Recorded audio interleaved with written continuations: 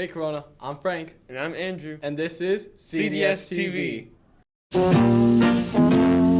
People, let me tell you about my best friend. He's a warm-hearted person who loved me till the end. People, let me tell you about my best friend. He's a one-boy, cuddly toy, my up, my down, my pride and joy. People, let me tell you about him. He's so much fun. Whether we're talking man to man or whether we're talking sun to sun, 'cause he's my best friend. Dual enrollment registration for spring classes is in full swing. If you need help with enrollment, please sign up for the Real Solal Act Lab that starts next week. If you have never taken a dual enrollment class and plan on next year, start the enrollment process now. We can help you through the entire process during ACT Lab. Sign up now.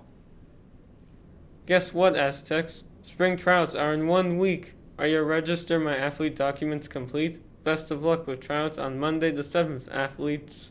Reminder to all students that masks are required indoors at all times, including the cafeteria. This policy is for your safety, so mask up, Aztecs.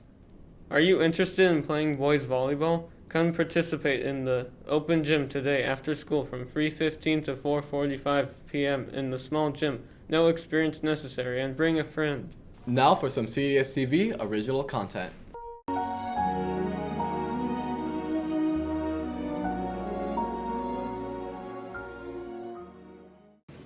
Sanford Nye, better known as Bill Nye the Science Guy, has left a mark on our childhood and our culture as a whole. But who is Bill Nye? Where did he come from? Is he even actually a real scientist? Those are all great questions that I'm determined to discover. Come with me.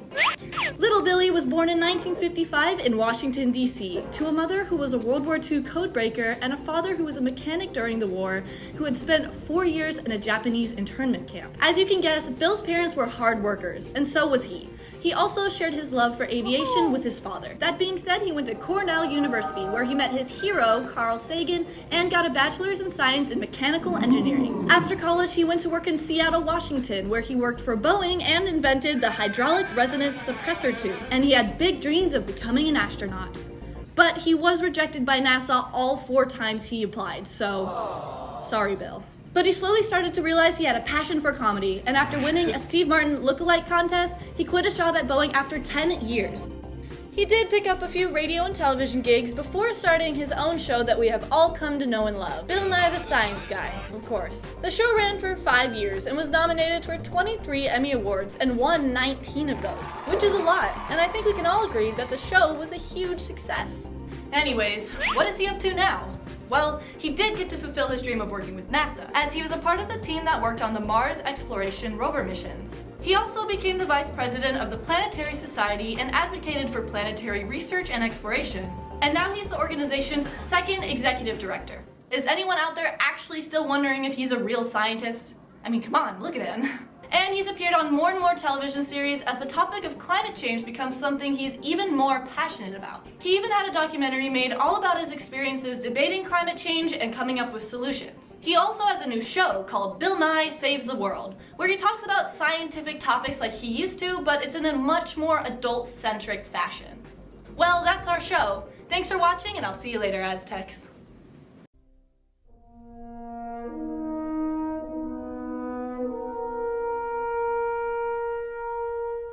The ASVAB Career Exploration Program offers students a chance to explore all career paths: college, certifications, apprenticeships, licensure programs, and the military in one place. Students in grades 10 through 12 are encouraged to participate. It will take approximately 3 hours to complete the test, so please see Mrs. Cortez in counseling for any questions.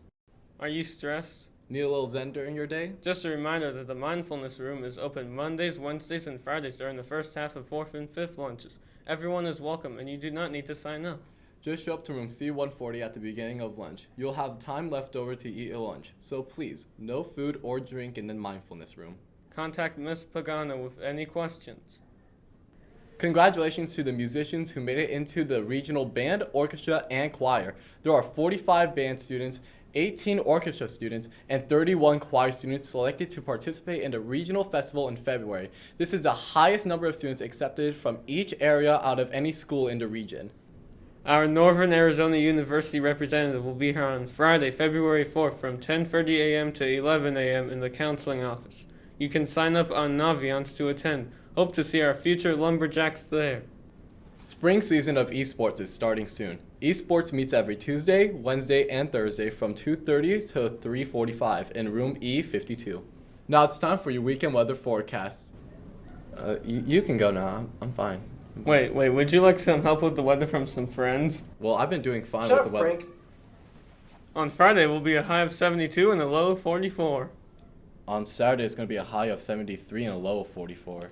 And on Sunday, it'll be a high of 72 and a low of 45. This was your weekend weather forecast. Have a great day, Aztecs. You look great today. Wait, that's my line.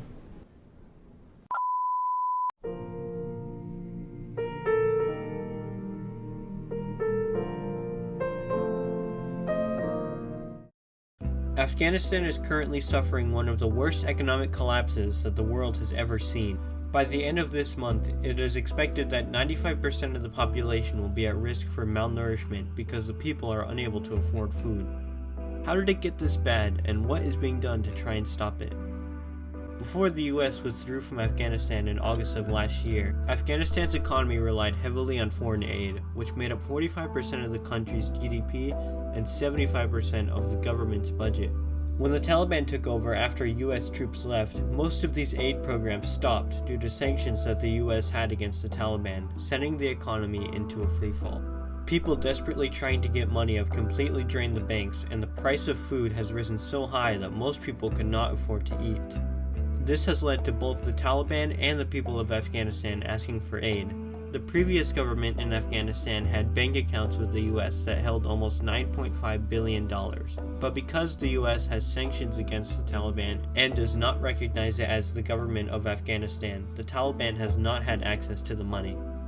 The US Federal Reserve was given until today, January 28th, to decide what to do with that money, and so far, there's one major plan in the works.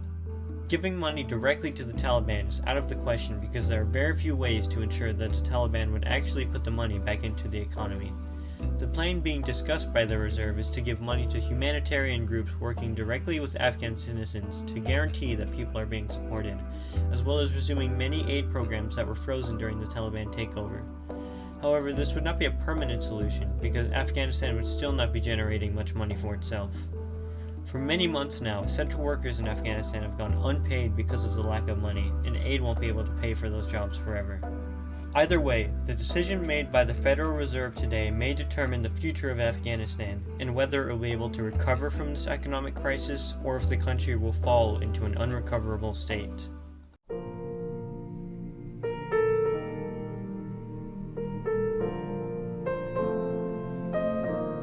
I'm Andrew, And I'm Frank. and this was cdstv.